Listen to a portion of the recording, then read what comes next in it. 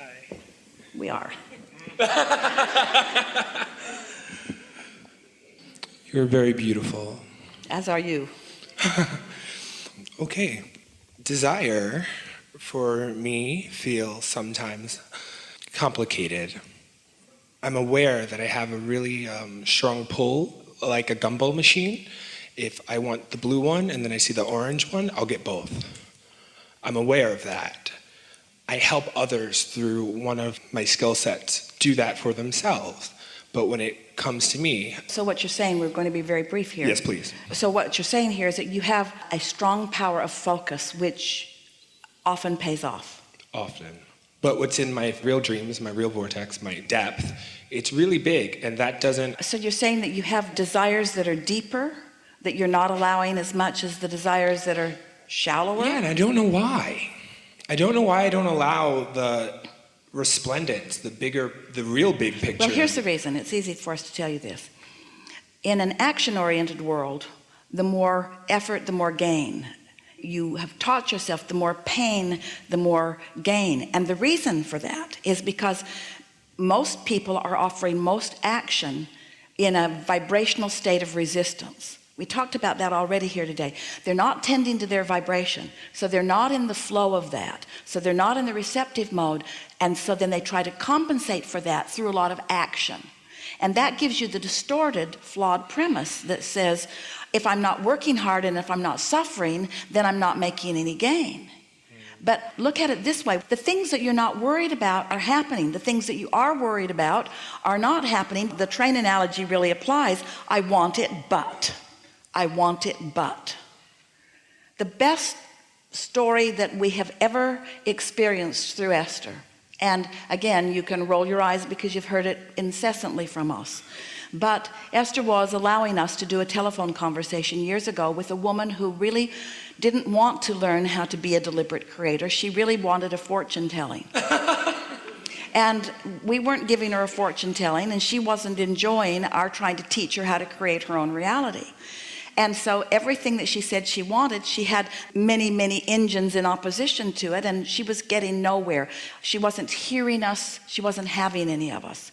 So we said, let's talk about blue glass for a little while. And she said, why? And we said, well, let's just talk about blue glass.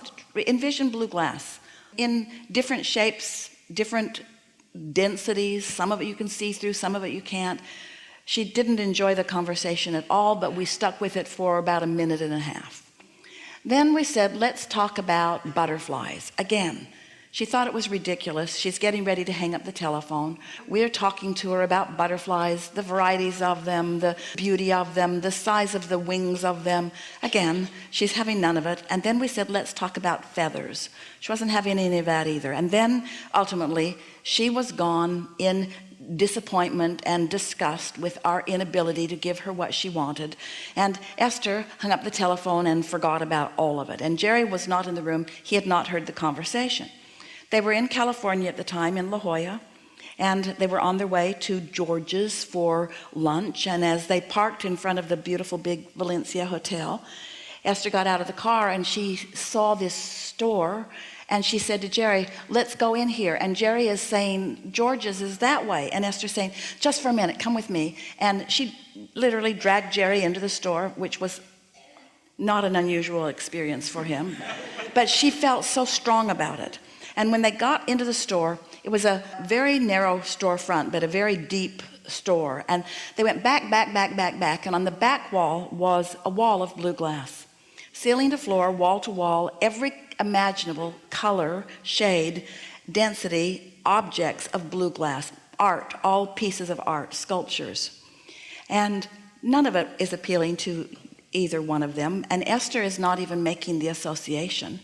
And so she said, well, we can go. And so off they went to George's.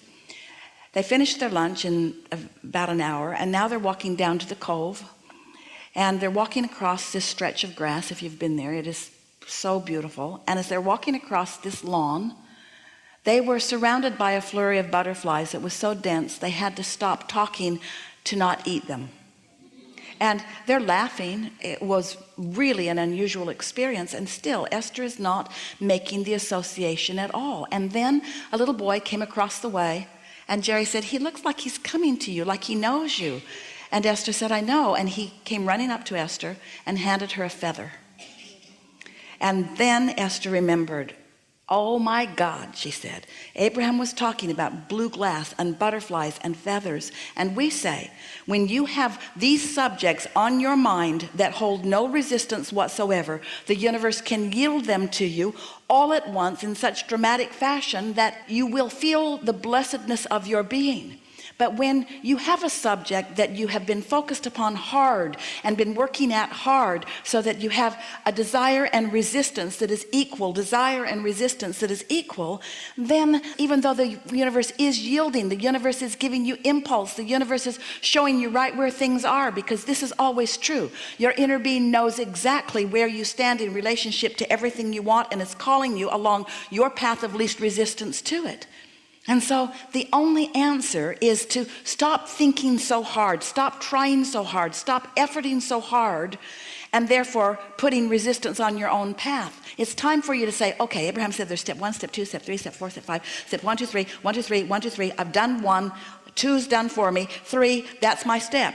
That's my step. And step 3 does not include figuring out how it's going to come about. When you know what you want and why you want it, softly and gently, and you're not trying to figure out how it's going to be, where it's going to be, who's going to bring it, when it's going to be there, how it's going to get there. When you're not doing that, then you're not blocking your own path of least resistance, you see. That's totally it. So what is it that would make any of you have a hard time letting go of these reins, letting go of the struggle? Why is it hard to let go of the struggle? Because you believe that the struggle helps. It doesn't. It never helps. But you say, Abraham, be sensible. If somebody wants to move that, then it's just going to take some people making the effort to move it. And we say, we don't want to talk about that mundane stuff of just moving stuff from place to place. We don't want to talk about regurgitating, just moving things around. You are creators. You are creators that are taking the environment that you live in and molding it into something that is even more. This is mastery of creation. This isn't regurgitation or just moving things around. And that kind of creation does not happen with effort. It happens with allowing. Step 1, set it forth. Step 2, brought it about. It's time for you to do your now part of step 3, which is getting into that expecting. I feel blessed. I am good.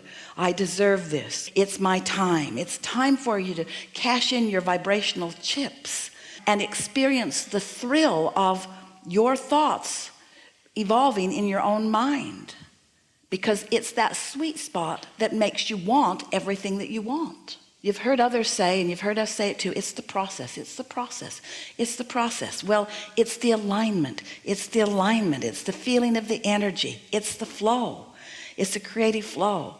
And when we talk to artists and musicians, when we talk to those of you who already see yourself in the creative arts, you get what we mean more than anybody else.